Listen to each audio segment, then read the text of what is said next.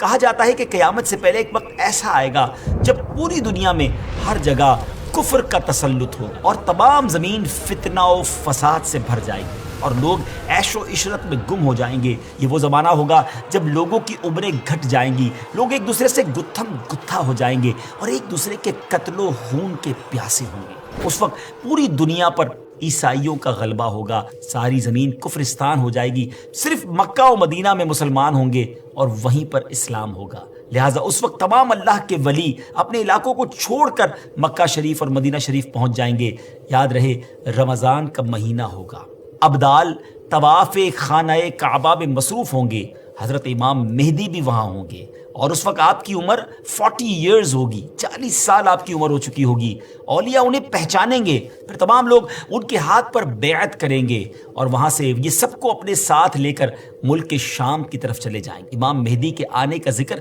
ایک دو حدیثوں میں نہیں بلکہ 200 سے لے کر 250 احادیث اور اقوال تابعین میں ملتا ہے۔ ام المومنین حضرت ام سلمہ رضی اللہ تعالیٰ عنہ روایت کرتی ہیں کہ میں نے رسول اللہ صلی اللہ تعالیٰ علیہ وسلم کو یہ فرماتے ہوئے سنا کہ آپ علیہ الصلوۃ والسلام نے فرمایا مہدی حق ہے، اور مزید آپ علیہ الصلوۃ والسلام نے فرمایا امام مہدی سیدہ فاطمہ الزہرا رضی اللہ تعالیٰ عنہا کی اولاد سے ہوں گے۔ بہت ہی اہم بات یہ ہے کہ مہدی آپ کا نام نہیں ہے بلکہ آپ کا لقب ہے۔ ان کی کچھ اور صفتیں بیان کرتے ہوئے اللہ عز و جل کے آخری نبی صلی اللہ تعالیٰ علیہ وسلم نے ارشاد فرمایا مہدی میری نسل سے ہوں گے، ان کی ناک پتلی اور بلند ہوگی اور پیشانی روشن اور نورانی ہوگی اور ان کا رنگ جو ہے وہ عربیوں جیسا ہوگا، ان کے دائیں رخسار پر تل ہوگا اور آپ کی سیرت حضور علیہ الصلوۃ والسلام جیسی ہوگی۔ امام مہدی کے ظاہر ہونے سے پہلے دریائے فرات پہاڑ کی طرف سے پھٹ پڑے گا اور اس میں سے موجود سونا ظاہر ہونے لگے گا۔ ان کے آنے سے پہلے رمضان شریف کی پہلی تاریخ کو چاند گہن ہوگا اور اسی دن سیم ڈے دوپہر کے وقت سورج گہن ہوگا، اور ایسا گہن پہلے کبھی نہ ہوا ہوگا۔ اور 3 یا 7 راتیں مشرق یعنی ایسٹ کی طرف سے ایک بڑی آگ ظاہر ہوگی اور بہت بڑے بڑے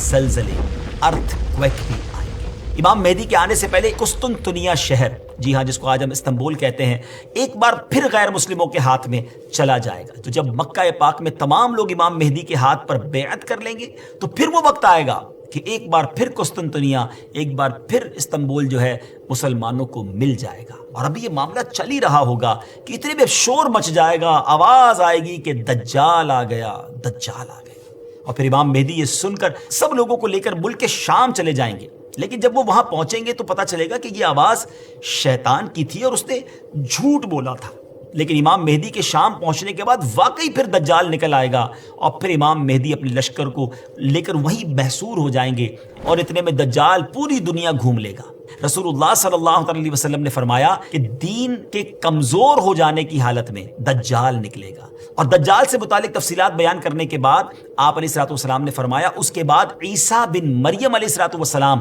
آسمان سے اتریں گے، پھر نماز فجر کے لیے اقامت ہوگی اور مسلمانوں کے امیر امام مہدی کہیں گے کہ اے روح اللہ امامت کے واسطے آگے تشریف لائیں۔ حضرت عیسیٰ علیہ الصلوۃ والسلام فرمائیں گے تمہارا امام ہی تمہیں نماز پڑھائے، تو اس وقت امام مہدی رضی اللہ تعالیٰ عنہ نماز کی امامت فرمائیں گے۔ جب لوگ نماز سے فارغ ہو جائیں گے تو مل کر حضرت عیسیٰ علیہ الصلوۃ والسلام کی قیادت میں دجال سے مقابلے کے لیے نکلیں گے۔ اب دجال کی حالت یہ ہوگی کہ وہ حضرت عیسیٰ علیہ الصلوۃ والسلام کی سانس کی خوشبو سے پگھلنا شروع ہو جائے گا، وہ بھاگے گا اور حضرت عیسیٰ علیہ الصلوۃ والسلام اس کا پیچھا فرمائیں گے اور باب لد کے پاس اس کی پیٹھ میں نیزہ ماریں گے اور اس سے وہ جہنم واصل ہوگا۔